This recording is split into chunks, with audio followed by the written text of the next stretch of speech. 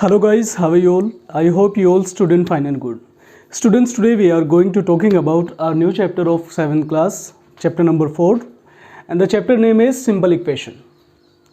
बच्चों, जब हम सिंपल इक्वेशन की बात करते हैं तो वहाँ पर हम लोग दो चीज़ों के बारे में डिस्कस करते हैं. First is variable and second is constant. तो चलिए आज की इस वीडियो को शुरू करते हैं और देखते हैं कि सिंपल इक्वेशन में हम किस तरह से किन कंसेप्ट को आज हम लोग स्टडी करेंगे और सिंपल इक्वेशन को सॉल्व कैसे करते हैं और किस तरह से इसके क्वेश्चंस हमारे पास में आते हैं. तो चलिए शुरू करते हैं आज की इस वीडियो को और आप बने रहिए मेरे साथ.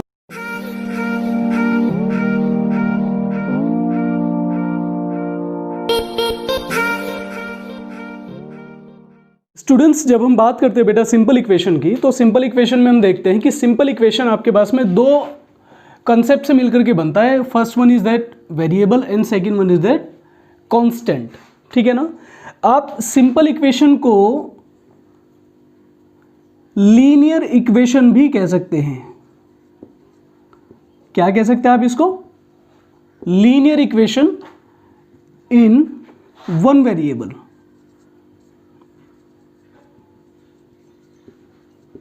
समझ में आती है बात? आप सिंपल इक्वेशन को linear equation in one variable भी कह सकते हैं, क्योंकि जब हम सिंपल इक्वेशन की बात करते हैं तो सिंपल इक्वेशन में भी बेटा हम लोग सिर्फ वन वेरिएबल के बारे में डिस्कस करते हैं, और जब आप लीनियर इक्वेशन की बात करते हो तो लीनियर इक्वेशन में भी आप वन वेरिएबल, टू वेरिएबल और थ्री वेरिएबल एक्सेट्रा के बारे में डिस्कस करते हैं. तो यहाँ पर हम लोग बात करते हैं बेटा simple equation in one variable. ठीक है ना. चलिए देखते हैं बेटा. यहां पर आपके पास में लिखा हुआ है वेरिएबल एंड कांस्टेंट. तो first of all you have to know what is the variable and after that what is the constant. जब आप वेरिएबल की बात करते हैं तो वेरिएबल का मतलब होता है वेरी. आपको नाम से ही पता चलता है बेटा. इसमें अगर हम इसको टू पार्ट्स में डिवाइड करते तो ये आपके पास में वेरी का मतलब होता है किसी भी चीज़ में इंक्रीमेंट होना. यानी कि अगर आपके पास में वेरी की बात हम यहाँ पर करें तो वेरी का मतलब होता है कि सपोज कीजिए आपने कोई नंबर लिया है, तो किसी भी नंबर की वैल्यू को जब आप किसी नंबर के बारे में डिस्कस करते हैं, सपोज कीजिए आपके पास में 2 है, तो 2 में अगर आप 1 2 3 4 एंड सो ऑन अगर उसमें ऐड करना शुरू करेंगे तो 2 जो नंबर होगा वो वेरी करना शुरू कर देगा, मतलब वो बढ़ना शुरू कर देगा. ठीक है ना. उसकी वैल्यू जो है वो इंक्रीज होना शुरू हो जाएगी.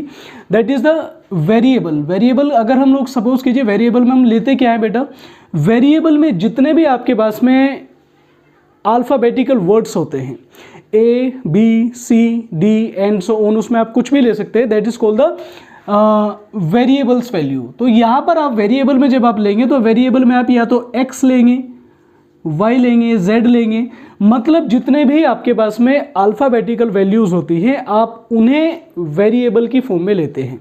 ठीक है ना. तो यहाँ पर वेरिएबल की अगर हम बात करते हैं तो वेरिएबल या तो आप x की वैल्यू लेंगे या y की वैल्यू लेंगे या फिर आप इसमें z की वैल्यू लेते हैं. अंडरस्टैंड. अब देखते हैं कांस्टेंट.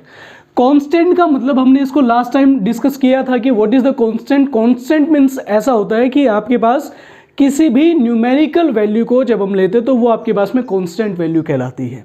अंडरस्टैंड. लाइक अगर आप x की वैल्यू या फिर अगर आपने मान लिया कि आपने 1 लिया तो 1 आपके पास एक कांस्टेंट वैल्यू है. क्या है आपके पास में? कांस्टेंट वैल्यू है. कांस्टेंट का मतलब ये हमेशा आप इसको कहीं भी देखेंगे तो हमेशा इसकी वैल्यू 1 ही होगी. ना तो कभी ये 1.5 बनेगी, ना ही ये आपके पास 0.9 बनेगी. ये आपके पास 1 रहेगा. इट मीन्स ये आपके पास एक कांस्टेंट वैल्यू है. कांस्टेंट वैल्यू समझ में आता है? मतलब ये कभी भी अपनी वैल्यू को चेंज नहीं करेगा. ना ये कम होगा ना ये ज़्यादा होगा. ये हमेशा 1 ही होगा. Understand. That is called the constant. ठीक है.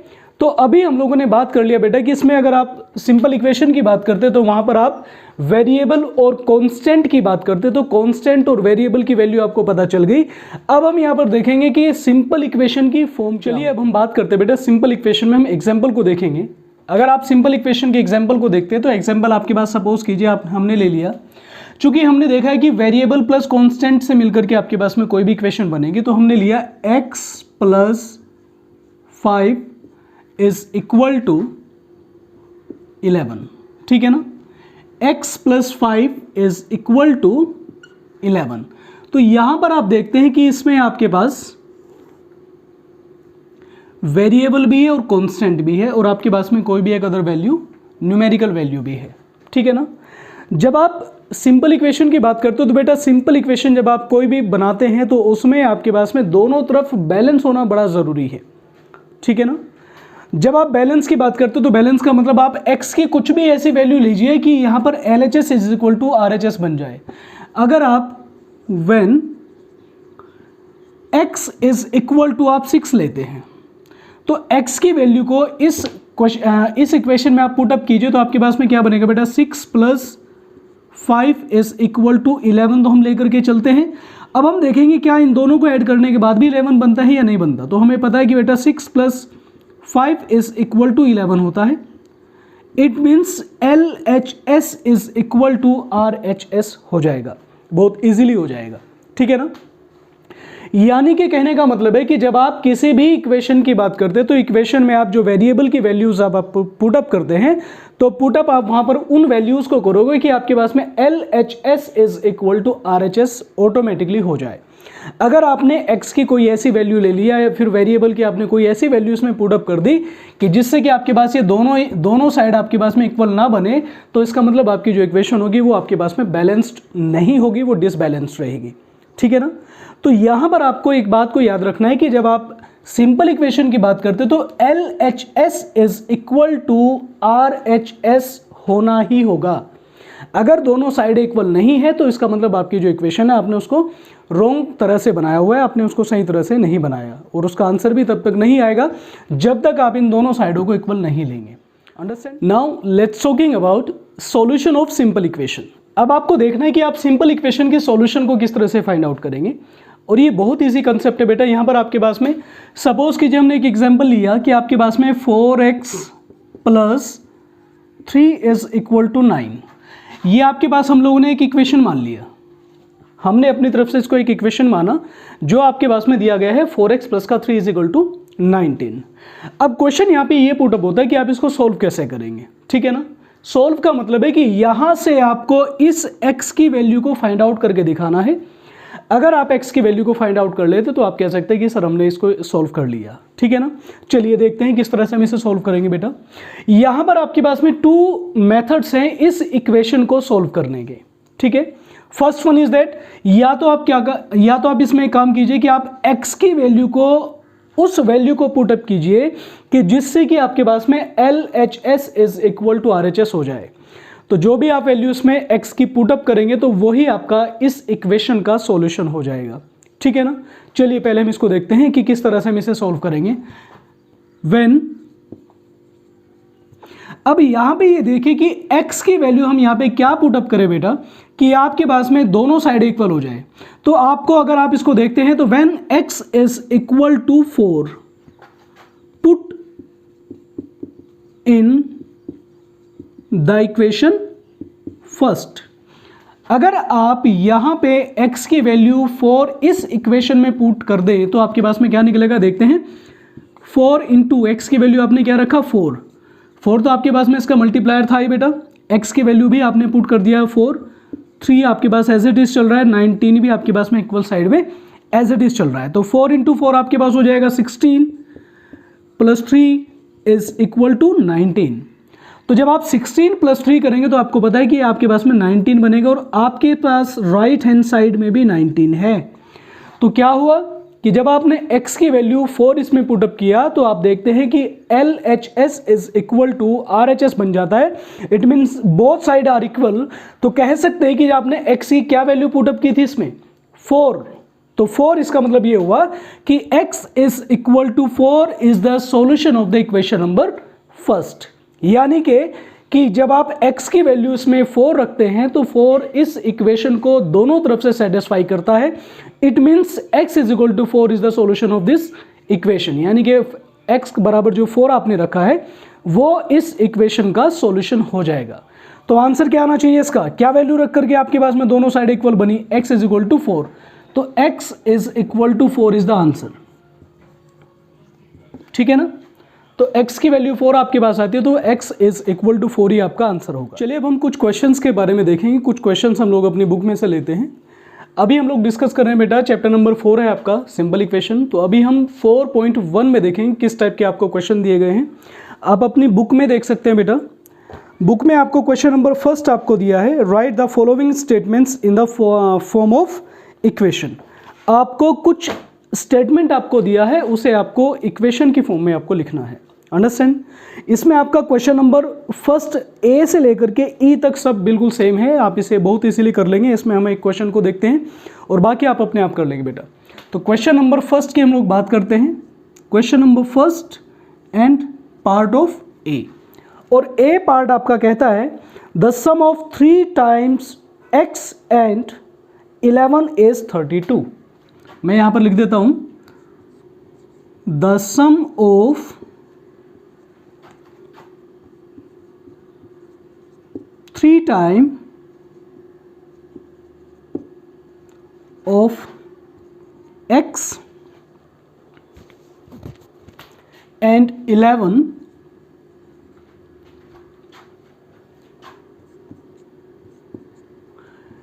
इज 32। ये आपको क्वेश्चन दिया है। The sum of 3 times of x and 11 is equal to 30। ठीक है ना? तो जब आप इसे बेटा सोल्व करेंगे तो सोल्व करने का बिल्कुल सिंपल मेथड रहेगा आपके पास में। Sum of 3 times of x यानी कि 3 into x plus 11, because the sum of किस किस का सम है बेटा? 3 टाइम ऑफ x एंड 11, यानी कि आपके पास 11 इज कितना? 32। तो ये आपका आंसर हो जाएगा, ये आपका इक्वेशन बन जाएगा बेटा, और यही आपका आंसर आएगा। ठीक है ना? तो क्वेश्चन नंबर 4 में, सॉरी क्वेश्चन नंबर फर्स्ट आपका जो एक्सरसाइज 4.1 का है, फर्स्ट क्वेश्चन में आपको सब स्टेटमेंट दिया है, तो इसमें आपको इसको इक्वेशन फॉर्म में आपको लिखना है। बहुत easily. Now let's talking about question number second of exercise 4.1, and the question number second is says that convert the following in statement form. आपको क्वेश्चन नंबर सेकंड दिया है 4.1 एक्सरसाइज का। फर्स्ट क्वेश्चन में आपने देखा कि आपको स्टेटमेंट दिया था, आपको उसे इक्वेशन फॉर्म में लिखना था, बट आपको सेकंड क्वेश्चन में दिया है कि आपको इक्वेशन फॉर्म में दिया है, उसे आपको स्टेटमेंट फॉर्म में आपको लिखना है। एक्सरसाइज 4.1 का क्वेश्चन नंबर सेकंड हम देखेंगे और उसका ए पार्ट को हम देखते हैं। तो वहां पर आपको दिया है बेटा m, देखिएगा m माइनस का 7 इज इक्वल टू 5।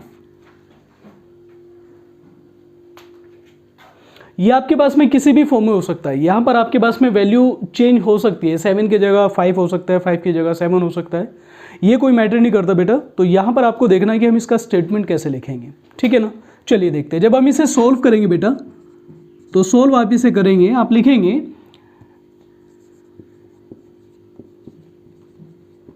सब्ट्रैक्ट, देखिएगा 7 को आप वेरिएबल में से सब्ट्रैक्ट कर रहे हैं। ठीक है ना? तो आपने यहां पर लिखा subtract 7 from m, you will get, कितना मिलता है आपको? 5। क्या मिलेगा आपको? 5।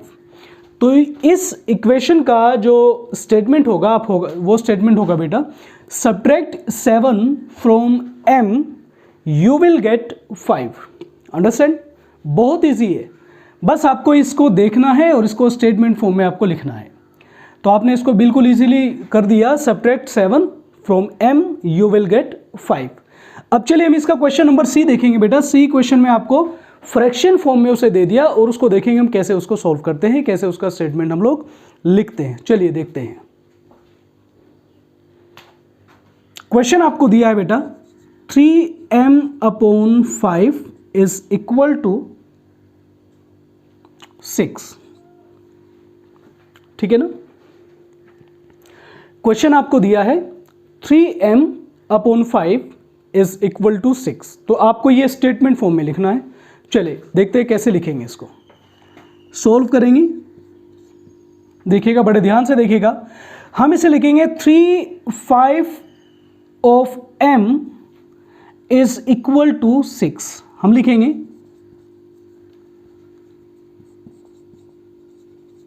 3/5 भी आप इसे कर सकते बेटा,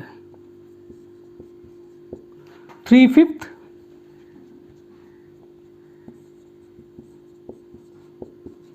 of m you will get कितना 6।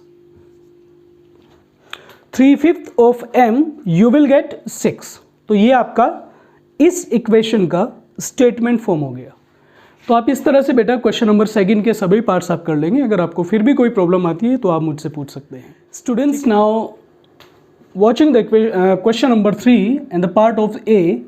क्वेश्चन आपको दिया है 7x प्लस का 5 इज इक्वल टू 19 और इसमें आपको दे दिया x इज इक्वल टू -2। इस क्वेश्चन में आपको करना क्या है कि इस क्वेश्चन में आपको x की कुछ वैल्यू आपको दी है और उस वैल्यू को आप इस इक्वेशन में पुट अप करके देखेंगे। अगर ये वैल्यू इसे सेटिस्फाई करती है, इट मीन्स अगर इसकी दोनों साइड इक्वल आती है, तो हम कह सकते हैं कि x is equal to -2 is the solution of equation.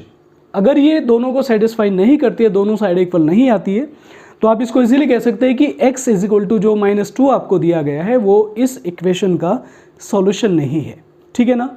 और क्वेश्चन नंबर 3 में जितने भी पार्ट्स आपको दिए हैं बेटा वो सब आपको बिल्कुल सेम ऐसे ही कर रहे हैं। तो बड़े ध्यान से इसको देखिएगा। चलिए हम देखते हैं, बात करते हैं बेटा। सॉल्व करेंगे हम इसको। x is equal to -2 put in the given equation. आपको x की वैल्यू को इसमें पुट अप करके देखना है। तो आपके पास में इक्वेशन क्या दिया है, 7x plus 5 is equal to 19। तो 7 आपके पास एज इट इज होगा, मल्टीप्लाई का साइन लगाएंगे क्योंकि बीच में अगर कुछ नहीं है तो मल्टीप्लाई होगा। x की वैल्यू आपको कितना दिया बेटा, -2 दिया। देखो यहाँ पर ये दिया है -2, तो x की जगह हम लोग -2 रखेंगे, प्लस 5 इज इक्वल टू 9।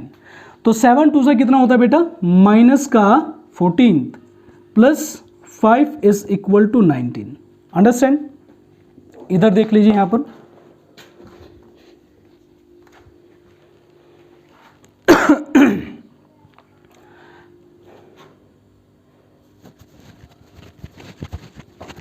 तो यहां पे आपके पास है बेटा -14 प्लस 5 इज इक्वल टू -19। तो जब आप -14 में से प्लस के 5 को सब्ट्रैक्ट करेंगे तो आपके पास आएगा -9 इज इक्वल टू 19। अंडरस्टैंड। तो आप देखते हैं कि दोनों साइडें इक्वल है या नहीं है। यहाँ पर आप इजीली देख सकते हैं, आप इस पे यहाँ पर इजीली डिफ्रेंशिएट कर सकते हैं इसको। इसमें आप पता लगा सकते हैं कि क्या दोनों साइड इक्वल हैं। इधर 19 है और इधर -9 है, तो ये दोनों साइड इक्वल नहीं है। It means x is equal to -2 is not a solution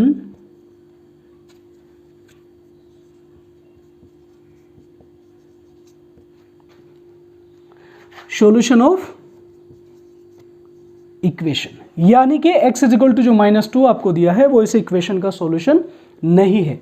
solution कब होता, जब ये साइड और ये साइड दोनों आपके पास में इक्वल आ जाती है। बट ऐसा नहीं हुआ, तो इसका मतलब जो हमें x की वैल्यू दी है वो आपके पास में इस इक्वेशन का सॉल्यूशन नहीं है। ठीक है ना। तो जैसे आपने क्वेश्चन नंबर 3 के ए पार्ट को किया, बिल्कुल सेम आप उसके सभी पार्ट्स को आप कर लेंगे। अगर फिर भी कोई प्रॉब्लम आती है तो आप उसे मुझसे डिस्कस कर लेंगे। और इस एक्सरसाइज में सभी क्वेश्चन इस टाइप के हैं बेटा, आप सभी को करके देखना। लेकिन अगर कोई भी प्रॉब्लम आप फेस करते हैं तो आप मुझे इजीली क्वेश्चन पूछ सकते हैं, या मुझे आप बाय मैसेज पूछ सकते हैं, या फिर आप मुझे कॉल करके पूछ सकते हैं। ठीक है ना। आई होप कि आपको ये कंसेप्ट समझ में आ गया होगा, सिंपल इक्वेशन आपको समझ में आ गया होगा। अगर फिर भी आपको कोई प्रॉब्लम आती है तो आप मुझसे व्हाट्सएप के थ्रू या फिर आप कॉल के थ्रू आप मुझसे डिस्कस कर सकते हैं। तो चलिए मिलते हैं आगे की अगली वीडियो में, हम बात करेंगे बेटा। तब तक के लिए बाय बाय। आप काम को करते रहिए, कोई प्रॉब्लम आती है तो पूछिएगा। ठीक है, तब तक के लिए बाय बाय।